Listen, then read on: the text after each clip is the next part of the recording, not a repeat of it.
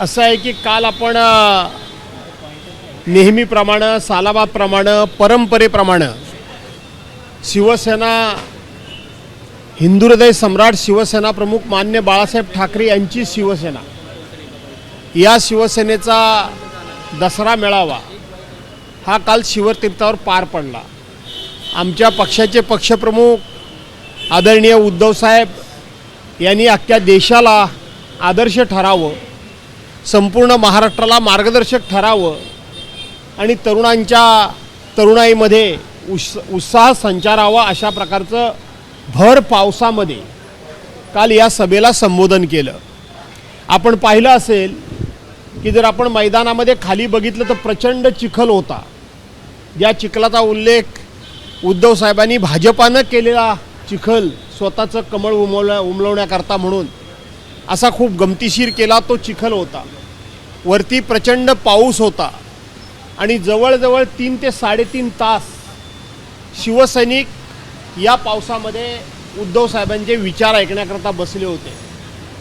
उभ्या देशानं काल पाहिलं की हिंदुत्वाची लाट काय असते, मराठी माणसाचा बाणेदारपणा काय असतो, हिंदुहृदय सम्राट शिवसेना प्रमुखांचे विचार, हे विचार म्हणजेच नवचैतन्य काय असतं याचा अनुभव काल हा संपूर्ण देशानं घेतला, महाराष्ट्रानं घेतला। मला असं वाटतं की या देशामध्ये अनेक पक्ष आहेत, परंतु अशा पद्धतीनं वादळ वाऱ्याचा, पावसा पाण्याचा, संकटाचा, आपत्तीचा सामना करून आपल्या नेत्याचे विचार ऐकण्याकरता म्हणून कशाचीही तमा न बाळगणारा जर कार्यकर्ता कोणत्या पक्षामध्ये असेल तर तो हिंदुहृदय सम्राट शिवसेना प्रमुख माननीय बाळासाहेब ठाकरे यांच्या शिवसेनेमध्ये असेल, की जी शिवसेना आता उद्धव बाळासाहेब ठाकरे या नावानं निवडणूक आयोगाच्या नाकर्तेपणामुळे आम्ही ओळखतो, परंतु मूळ बाळासाहेबांची शिवसेना, तिचं तेज, तिचं जाज्वल्य, तिच्या निष्ठा ह्या काल संपूर्ण देशानं पाहिल्या। काल मैदान रिकामं दिसत होतं, यावरून भाजप असेल, शिंदे गट असेल, त्यांनी टीका केलेली आहे। कसं या टीकेला? असं आहे की भाजपाला टीकेशिवाय काही येत नाही, शिंदे गटाकडे तर काही विचारच नाही। त्यामुळं कोणाच्या टीकेकडे किती लक्ष द्यावं हे आता आम्ही शिवसेना नेत्यांनी, शिवसैनिकांनी ठरवलं पाहिजे की ज्यांना समाजामध्ये कोणतीही प्रतिष्ठा नाही, ज्यांच्याकडे कोणतेही विचार नाही, जे स्वतः शिवसेना का सोडली म्हणून सुरुवातीच्या काळामध्ये सांगत होते, तेच आता त्यांच्या मांडी लावून बसलेले आहेत। त्यांच्याकडून कुठलाही विचार आम्ही स्वीकारावा, त्यांच्या कुठल्याही टीकेला फार आम्ही गांभीर्यानं घ्यावं किंवा त्यांची टीका ही टीका न समजून मार्गदर्शक आहे असं समजावं।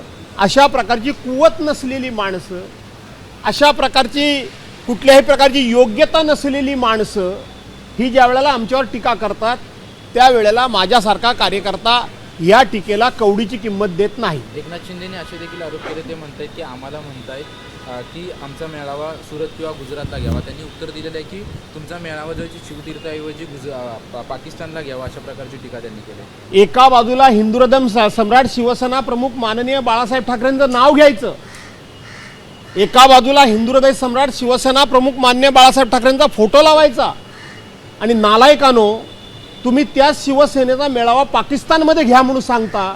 याचा अर्थ ढवळ्याच्या शेजारी पवळा बांधला, गुण नाही पण वाण लागला। भारतीय जनता पार्टीला सकाळ संध्याकाळ पाकिस्तानचं नाव घेतल्याशिवाय झोप लागत नाही, पाकिस्तानचं नाव घेतल्याशिवाय त्यांचा कुठलाही दिवस सुरू होत नाही। एकनाथ शिंदे देखील त्यांच्या कडेला बसलेले असल्यामुळं त्यांना तो गुण लागलाय।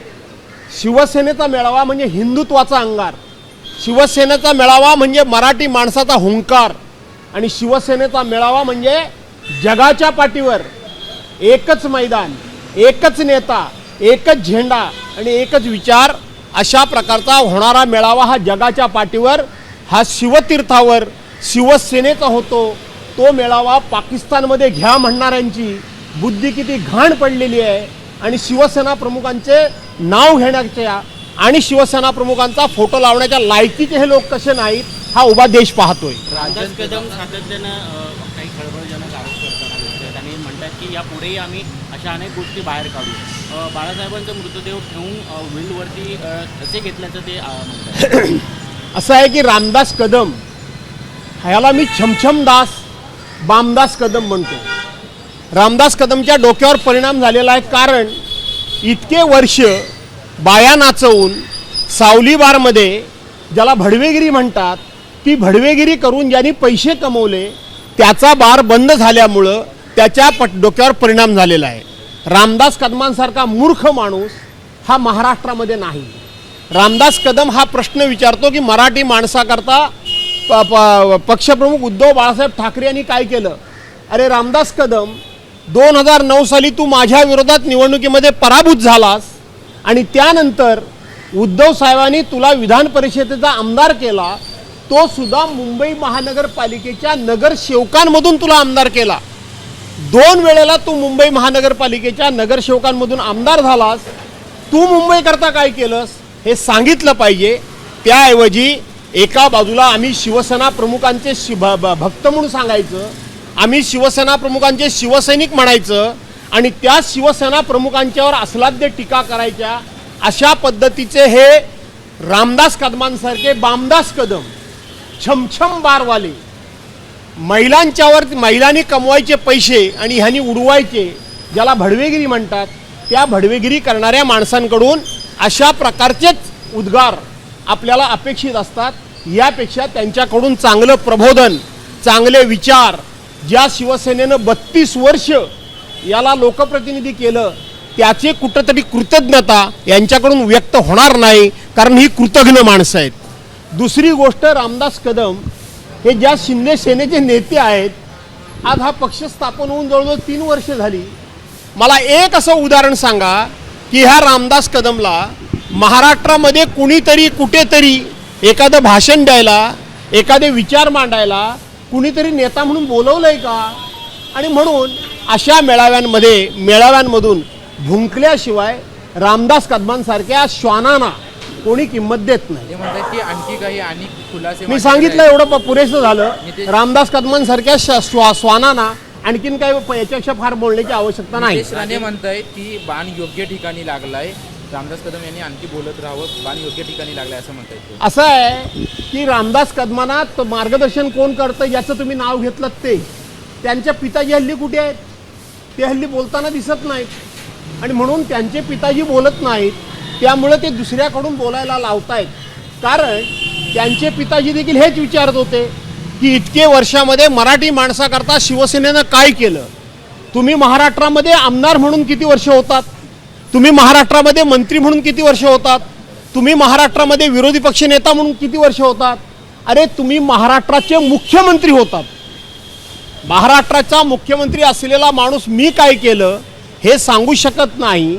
आणि म्हणून जो बाहेर पडतो त्यांनी उद्धव साहेबांनी काय केलं, शिवसेनेनं काय केलं, महाराष्ट्रातल्या मराठी माणसाला निश्चितपणे जाणीव आहे की मराठी माणसाचा स्वाभिमान, मराठी माणसाचा सन्मान, मराठी माणसाचा हुंकार आणि मराठी माणसाचा या महाराष्ट्रातल्या मुंबईमध्ये अधिकार हा प्रस्थापित करण्याचं काम आणि टिकवून ठेवण्याचं काम हिंदुहृदय सम्राट शिवसेना प्रमुख मान्य बाळासाहेब ठाकरे यांनी केलेलं असल्यामुळं अशा प्रकारची वाह्यात, अशा प्रकारची कामातून गेलेली माणसं, म्हणजे खरं सांगायला गेलं तर लूत लागलेली माणसं, लूत लागलेलं म्हणजे माहिती आहे ना तुम्हाला, लूत लागलेले लोक हे बोलतात, त्यांचं सातत्यानं बोलणं असतं. आम्ही त्यांना कधीही किंमत देत नाही, परंतु तुम्ही विचारलं म्हणून ह्या दोघा तिघांबद्दल या भाषेमध्ये मला बोलावं लागलंय.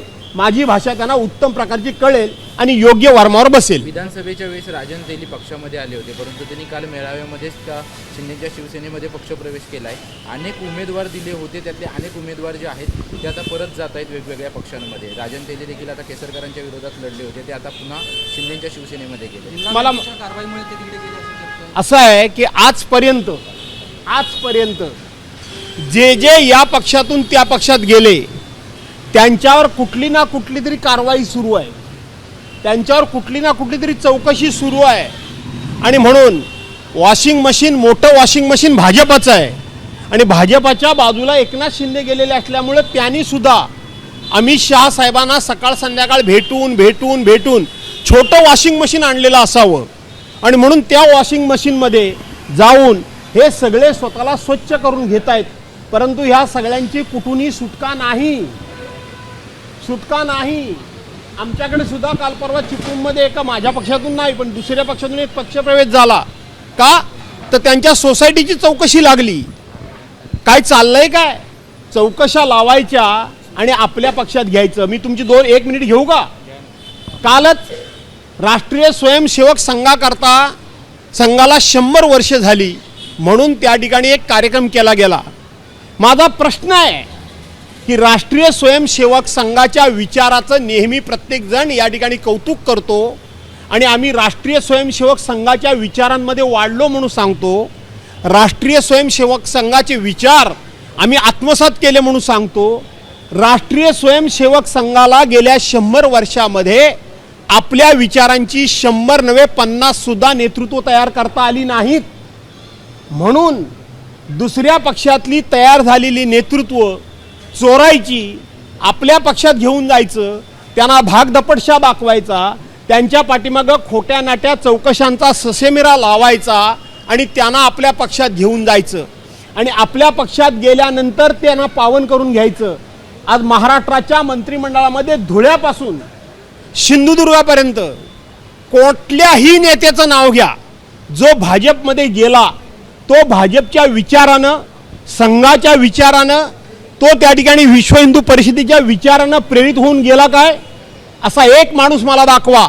सगळे जे गेलेत ते कुठल्या ना कुठल्या तरी चौकशीच्या भीतीनं, जेलच्या भीतीनं, ससेमारीच्या भीतीनं, म्हणजे आपल्या चौकशीच्या ससेमारा जो लागलाय, मिरा लागलाय, त्याच्या भीतीनं गेलेले आहेत.